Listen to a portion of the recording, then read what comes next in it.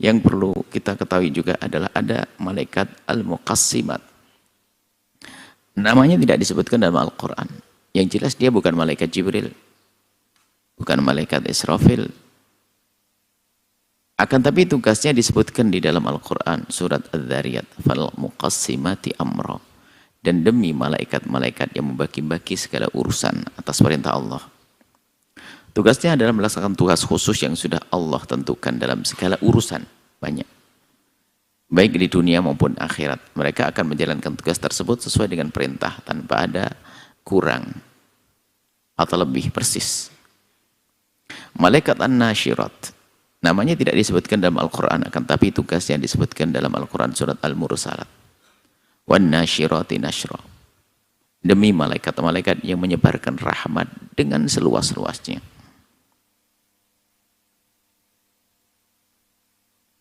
Rahmat disebarkan, nasyirat menyebarkan. Tugasnya adalah menyebarkan rahmat Allah. Sebagian ahli tafsir mengatakan bahwa an-nasyirat adalah angin berhembus yang menyebarkan mendung-mendung untuk meratakan curahan hujan. Kalau seperti itu berarti nanti kembali kepada tugasnya malaikat Israfil. Akan tapi itu juga tidak dipastikan begitu maknanya. Dan kebanyakan mengatakan ini adalah memang malaikat-malaikat. Kemudian ada malaikat al-fariqat. Namanya tidak disebutkan dalam Al-Quran, akan tapi tugasnya disebutkan dalam Al-Quran surat Al-Mursalat. Fal-fariqati farqa. Dan malaikat-malaikat yang membedakan antara baik dan buruk dengan sejelas-jelasnya. Diperintahkan Allah untuk menjelaskan seperti itu. Tugasnya adalah membedakan yang baik dan yang buruk. Memperjelas mana yang baik dan mana yang buruk. Malaikat al-mulqiyat. Namanya tidak disebutkan dalam Al-Quran, akan tapi tugasnya disebutkan dalam Al-Quran surat Al-Mursalat. Wal-mulqiyati dzikra, serta malaikat-malaikat yang menyampaikan wahyu. Menyampaikan wahyu di sini, apakah ini adalah termasuk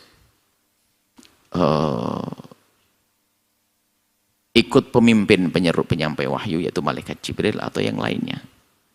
Yang jelas juga ini bukan malaikat Jibril. Padahal kita sebutkan yang menyampaikan wahyu malaikat Jibril, akan tapi di sana ada malaikat-malaikat yang juga menyampaikan wahyu selain dari malaikat Jibril, termasuk meniupkan ilham-ilham di hati hamba-hamba pilihan Allah. Malaikat An-Nazi'at, tugasnya namanya tidak disebutkan dalam Al-Quran, akan tapi tugas dan sifatnya disebutkan dalam Al-Quran surat An-Nazi'at. Wan-Nazi'ati gharqa. Demi malaikat yang mencabut nyawa orang kafir dengan keras. Wan-Nazi'ati gharqa. Dan tugas dan sifatnya mencabut nyawa dengan keras. Nah ini tentunya apakah ini malaikat maut yang sudah disebutkan atau yang lainnya?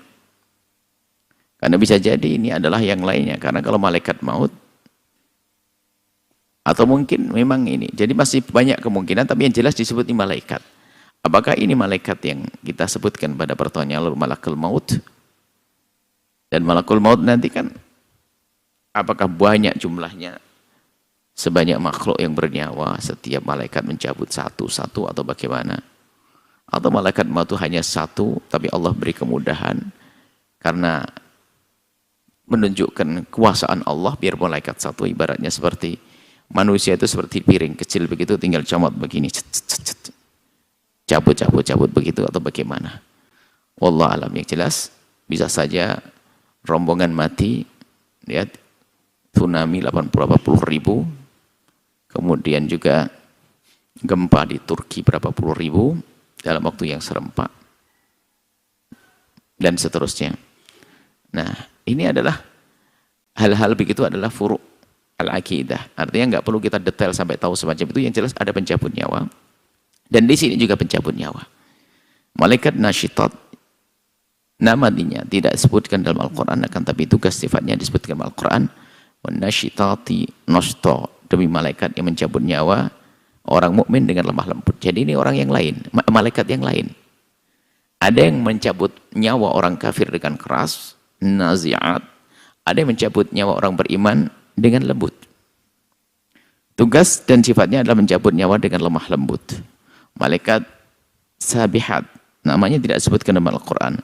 Akan tapi sifatnya disebutkan dalam Al-Quran surat An-Nazi'at tadi. Was-sabihati sabha, demi malaikat yang turun dari langit dengan cepat dalam menjalankan tugas, turun dari langit setiap saat. Wal malaikat sabiqat, namanya tidak disebutkan dalam Al-Quran, akan sifatnya disebutkan dalam Al-Quran. Fas-sabiqati sabqa, malaikat yang mendahului dengan cepat dalam melaksanakan perintah Allah. Jadi fastabiqul khairatnya, jadi berbuat baik menjalankan perintahnya dengan kilat lebih, ya, mendahului yang lainnya. Wal malaikat mudabbirat, namanya tidak disebutkan dalam Al-Quran, akan tapi tugasnya disebutkan dalam Al-Quran surat An-Nazi'at. Fal mudabbirati amra. Kenapa kita sebutkan ini nama-nama malaikat? Karena para ahli tafsir menyebut itu malaikat.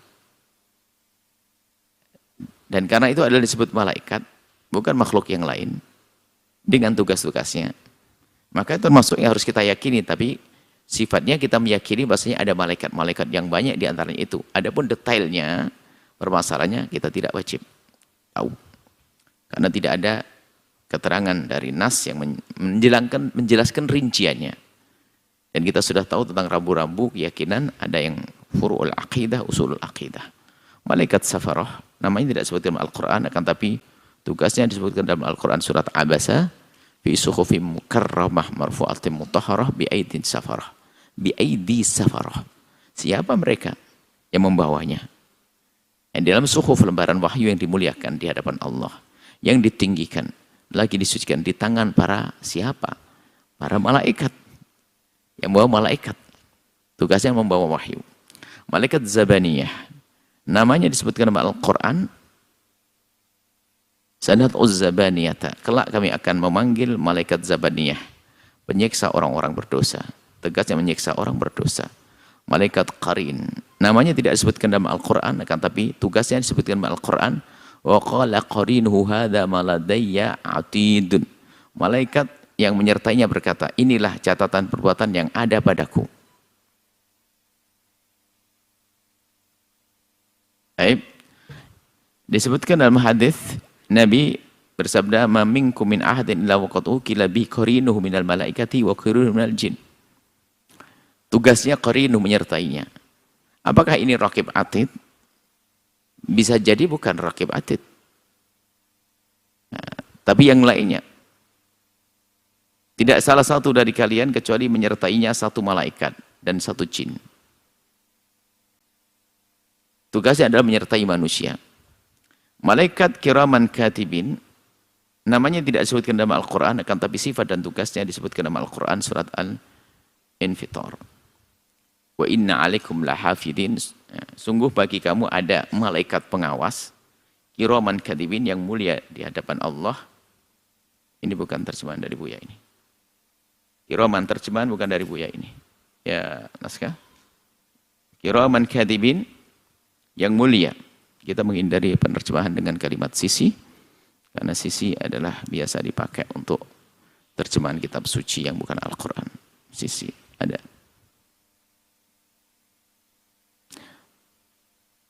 Baik. Tugasnya adalah mengawasi dan mencatat amal.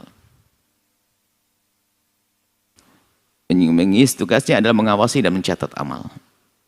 Dari banyaknya malaikat yang disebutkan di atas, terdapat beberapa tugas malaikat yang seolah-olah sama, seperti tugas malaikat raqib atid, malaikat hafadhah, malaikat muaqibat, dan lain-lainnya. Di balik itu semua tentu ada hikmah yang sangat besar, dan hakikatnya hanya Allah lah yang mengetahuinya. Baik. Artinya, yang terpenting adalah kita harus mempercayai keberadaan malaikat-malaikat tersebut. Adapun detail tugasnya kita serahkan kepada Allah. Baik. Selesai kita tentang malaikat. Hal gaib yang lain lagi. Setelah Anda menyaksikan video ini, jangan lupa berselawat kepada baginda Nabi Muhammad sallallahu alaihi wa alihi wa sahbihi wasallam.